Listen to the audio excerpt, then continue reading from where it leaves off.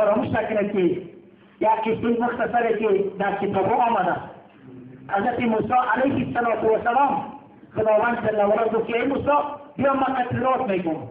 حضرت موسی طرف توی طور میدوید. خداوند پرسید برای چی میدوید؟ گفت که خداوند میدوم که در امر تو تیار باشم و از ما راضی باشیم. سبحان الله. حضرت موسی میدوید تا اینکه الله از ما راضی شود. لیکن برای پیغمبر ما الله چی گفته بود؟ برای پیغمبر ما الله چی گفته بود؟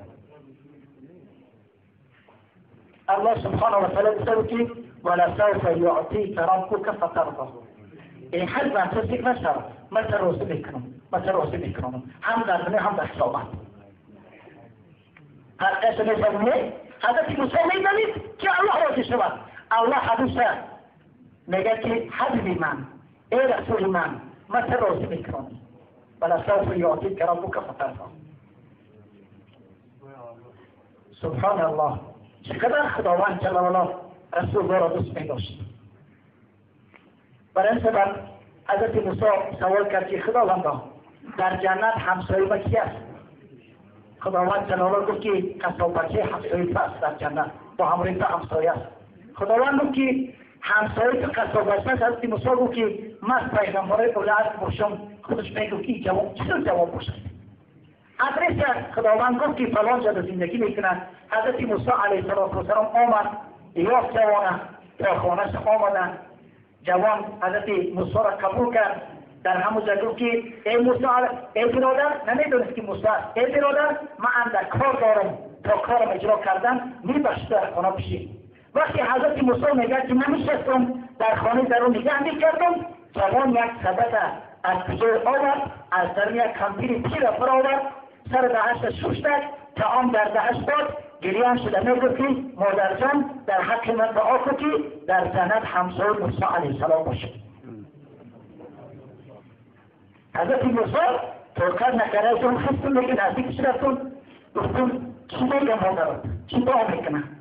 میگه نه هر باره که مادر ما یعنی سر دهش میشود طعامش میکن، مادر میگه که بس جان چی میخوایی که از خداوند مثلا طلب کنم؟ من میگم که خداوند دعا کن که در جنت حضرت موسی علیه السلام باید همسایه باشه. بعد که چند سال خدمت میکنی؟ گفت زیاده از 50 سال پیش که در خدمت مادرم هستم. حضرت موسی گفت که ای جوان، الله شهید است که من خداوند گفت که تو در جنت همسایه من است.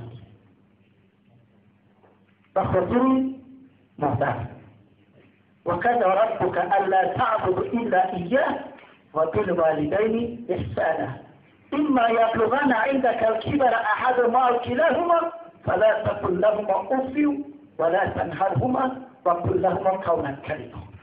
حاضرم برای ما شما وقت است، رمضان نزدیک است، برای مادرمان راضی بکنیم، پسر لباس هم بخریم. شما باور کنید بعضی مادرمان حاضر لباسای زمستان در پدرشون است، حاضر برای مادرمان را ببینیم کلوچ ندارن، بعضی کندگی است. باوشی باشی کلوچ ندارن، لباس ندارن، اگر ما شما زیارتشان بریم قریب شستن یا رمالت بیاسی میبندن بسته جان همین افتاب بخون. اگر دوست کردونی نونی یا جوی است یا بعد چگاری دارد یا یک آردی صوف است که برای ما نمیشونه، لیکن ای صوفی دوستن برای ما شما میپوشاند. برای این سبب خداوند جل و علا ما شما را یعنی حرمت پدر و مادر و جا و عدس را توفیق عطا فرماید.